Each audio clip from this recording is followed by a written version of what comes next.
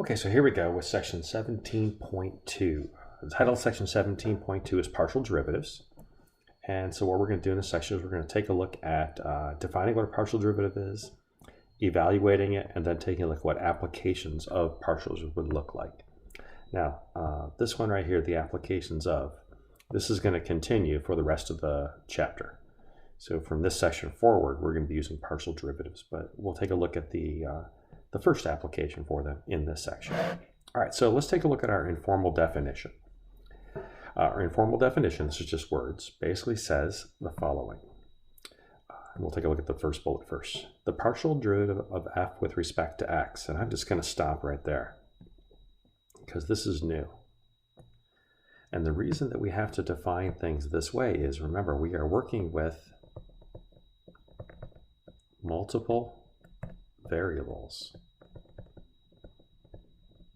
So if there are more than one, variables, that sounds wrong. Okay, if there are multiple variables, then when we talk about derivatives, we can't just say the derivative because we need to know which independent variable we're taking the derivative with respect to. This was never an issue before because in your 212 class, you had something like this. F of x was equal to x squared. And when you wanted to take the derivative, you would say that f prime, or the derivative of f of x, was just equal to 2x, and you were done. You didn't have to talk about what was the variable because there only was one variable. But now, because we have multiple variables, when we talk about derivatives, it's not just a derivative anymore. It's a partial derivative because it's only with respect to one of potentially many independent variables. So if I have a function that has multiple independent variables, then when I talk about taking the derivative, I have to say, well, it's a partial derivative, and that tells me that it's a multivariable function, and I have to tell which variable I'm taking the derivative with respect to. Okay? All right, so if I'm taking the derivative, the partial derivative of the function with respect to x, then what I'm actually doing is I'm taking the derivative of f by treating x as a variable and y as a constant. Okay? So when I take a partial with respect to x, my variable is x. Anything that isn't x, like let's say y, sorry about that, is treated as a constant. Now, this definition right here is assuming that we only have x's and y's. If there were more variables, if there was an x and a y and a w, then when you take the partial with respect to x, you would treat y and w as constants. If there were 4 variables and you were taking it with respect to x, you would treat x as a variable and use all those derivative rules you learned in 212, but you would treat all 3 other variables as constants. Now, using that exact same logic, if you were taking the partial derivative with respect to y, then y is the variable and x is the constant. Now, if you're one of those rare individuals who wants the formal definition says that if you have a function z equals to f of xy, so you have a 2 independent variable system here, and that all the following limits actually exist, then the partial derivative of f with respect to x is, and the partial derivative of y with respect to x, or y with respect to f with respect to y are these 2 right here. So let's take a look at this first one, and then we'll take a look at the second one. Now, the first thing I want to point out is the notation on the left-hand side. So I'm just going to zoom in on it. Look what we did right here. We are no longer using that apostrophe for our notation. We are no longer saying f prime because that is now insufficient to define what we're doing. F prime just simply says you took a derivative, but it doesn't tell you what was your independent variable. So we use this notation here that has a subscript, and that subscript will tell you what is the variable you're taking the derivative with respect to. So when I see f sub x, I know that I am taking the partial derivative with respect to x. I can also use this notation right here. Now, you might think you've seen it before, but you probably haven't, because what you saw before was this, where that was a d dx or a dy dx, okay? These are not D's, these are deltas. These are a Greek letter. It looks like a D, okay?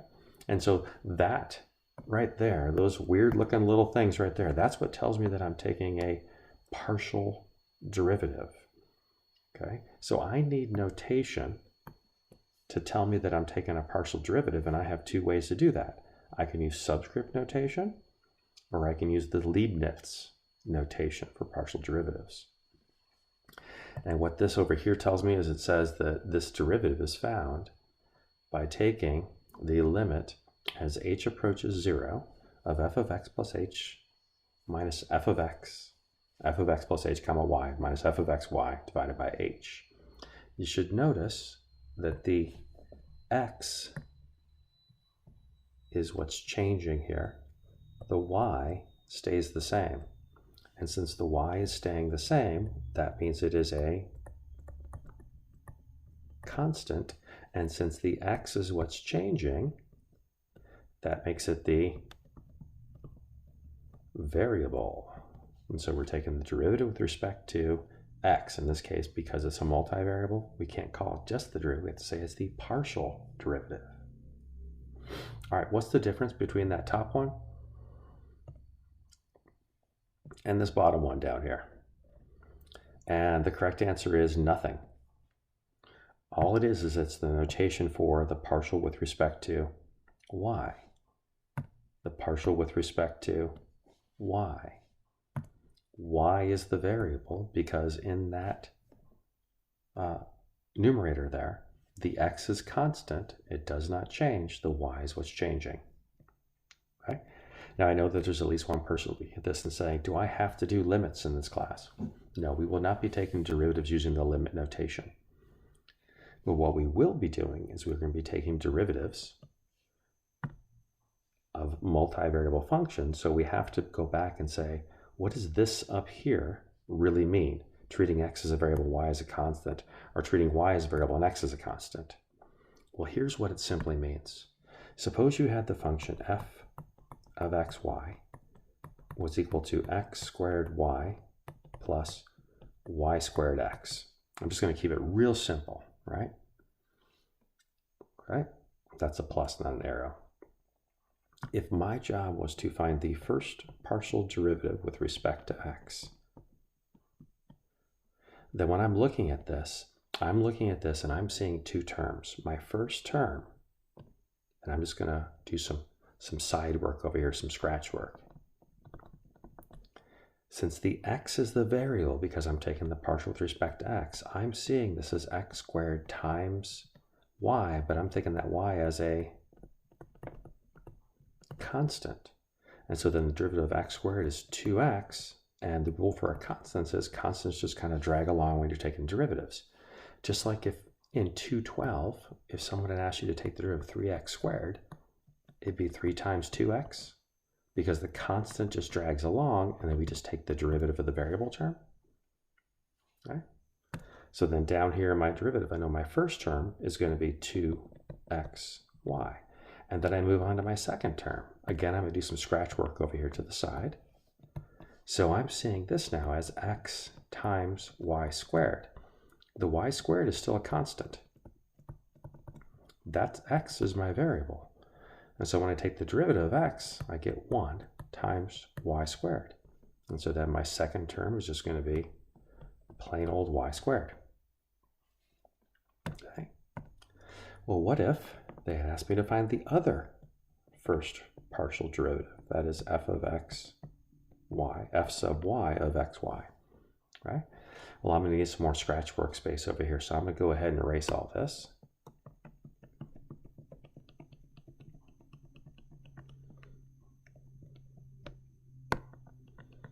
Okay.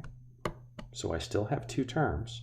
My first term is still x squared y. It's still that one right there. But now I'm seeing it as my variable times x squared, where the x squared is the constant. Derivative of y with respect to y. Derivative of a variable with respect to itself is always a 1. So that's just 1 times x squared. So my first term is just 1x squared. Or if you prefer, we don't have to write the 1.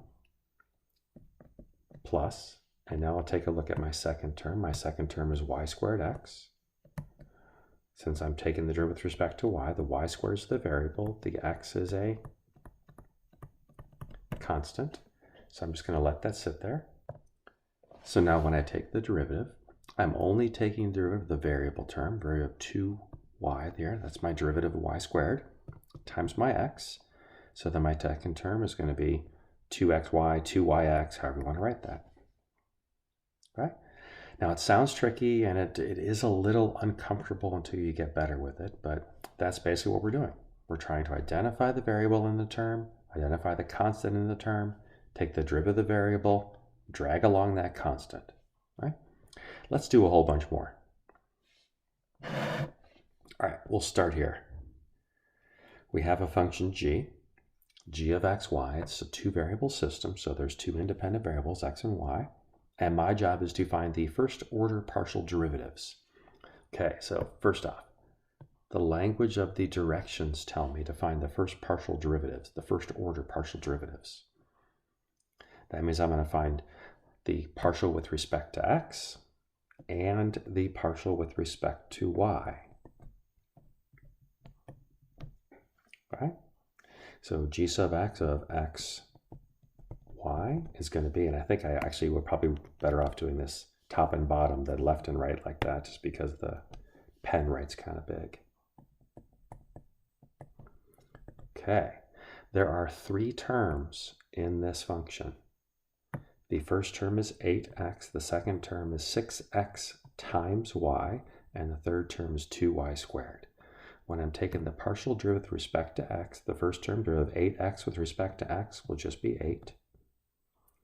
The second term, the y is a constant, the 6 is a constant, the x squared is our variable, the derivative of x squared is 2x, so we're going to get 6 times 2x times y. And the third term doesn't have an x in it, so it is just a constant, and the derivative of constant is 0. So then I'll go ahead and clean that up. That's 8 plus 12xy. And there's my g sub x of xy, or my first order partial derivative of g with respect to x. Now I'll do the same thing for the other first order partial derivative, that is g sub y. Okay?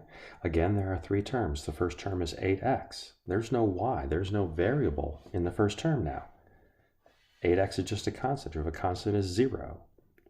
The second term is 6 times x squared times y.